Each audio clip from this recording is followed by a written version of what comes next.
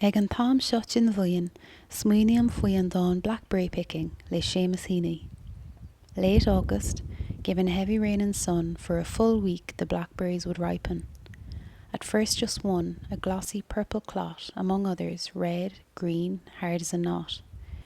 You ate that first one and its flesh was sweet like thickened wine. Summer's blood was in it, leaving stains upon the tongue and lust for picking. Bhí buair orm go mé gach ceann na sméar dua imithe nuair a tháinig mé bháile as an chóré, ach bhí an tá orm mar bhí siad go ddíreach ag a bú. Cosúla Seamus Heaney, gach bliain tásúlagan go marí na sméire, agus an slí is fearchan é sin a dhéanamh nó súma leis a dhéanamh. Arráiste teach chuirt mé salan agus is go fuair na sméire, agus dág mé an sin iadidir feadh 10 nóid chun éon péistena nó feitheamh a ban amach.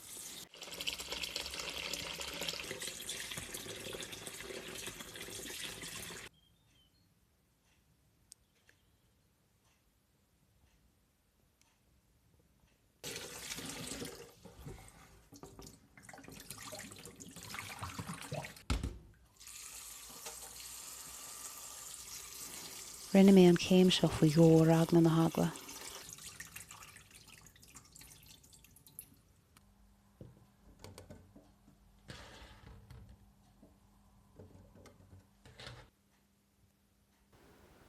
Bhaí mé na sméire agus chuir mé iad isteach sa sucha ríis agus an sin isteach sa chuisneoir go mé siad ré chun úsáid.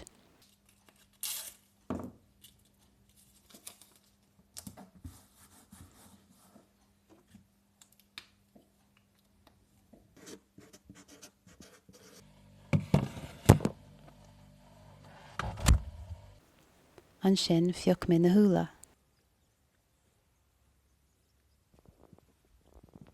Tá na crán atá sa bhaile trom le húla.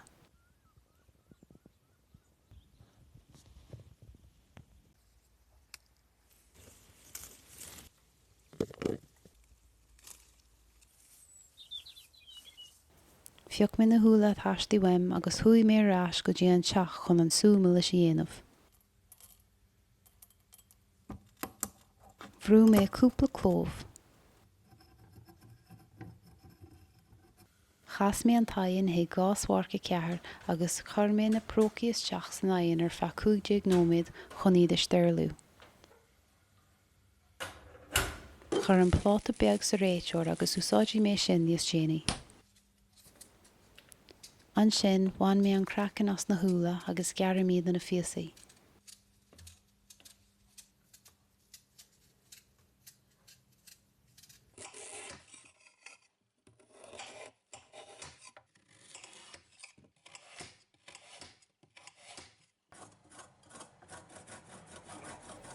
Chrátáil mé an límóid.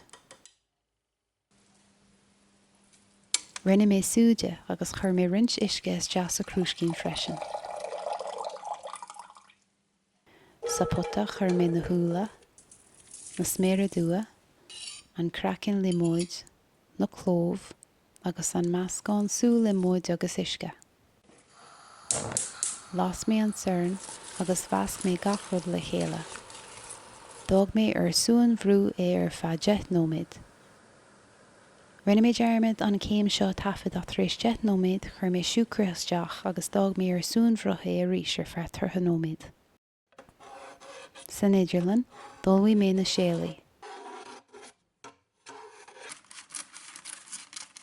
Gear mé churciil beag as pápéir gréas dhéanach.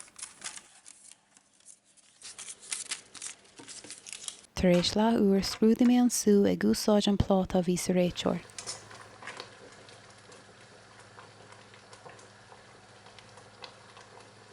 Chuir mé smúnóg an súr an pláta agus dág mé an sin é ar feadh cúpla nóid.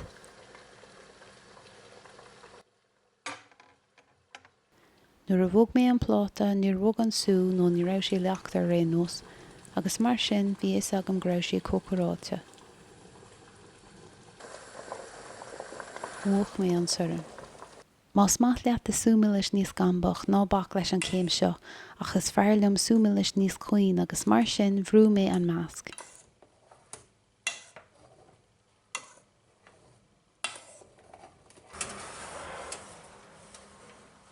An sin thug mé na prócaí amachchas an nain agus chuir mé an sú sa chrúscín teastíanach le líoch.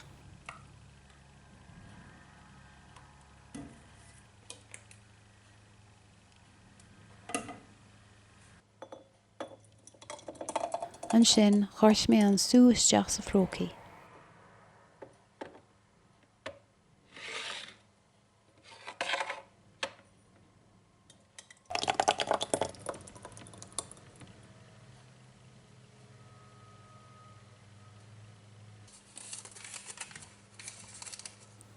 Chuir mé na séalaí an sú agus an clabíon ar na brócaí agus an sú fóiste.